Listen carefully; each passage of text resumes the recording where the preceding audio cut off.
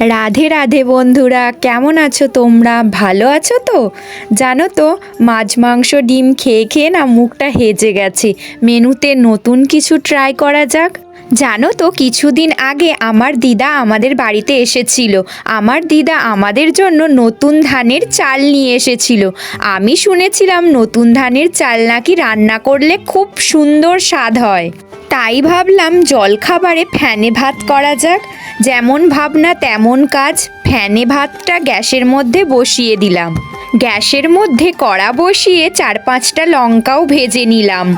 আগে থেকে সিদ্ধ করা আলুগুলোর মধ্যে লঙ্কার তেলটা দিয়ে দিলাম। তারপর পরিমাণ মতো নুন দিয়ে মেখে নিলাম। আমি আলু মাখতে লাগলাম, আমার মা ওদিকে 4-5টা ডিম ভেজে নিল। জানো তো, হাতাহাতি করে করলে কাজটা তাড়াতাড়ি হয়, সময়টাও কম লাগে।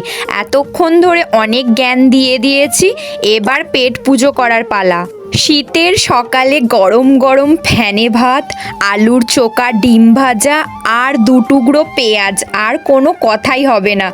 পেট ভরে খেয়ে নিলাম, সেই স্বাদ। আজকের ভিডিওটা এখানেই সমাপ্ত করলাম। দেখা হচ্ছে পরের ভিডিওতে। বাই।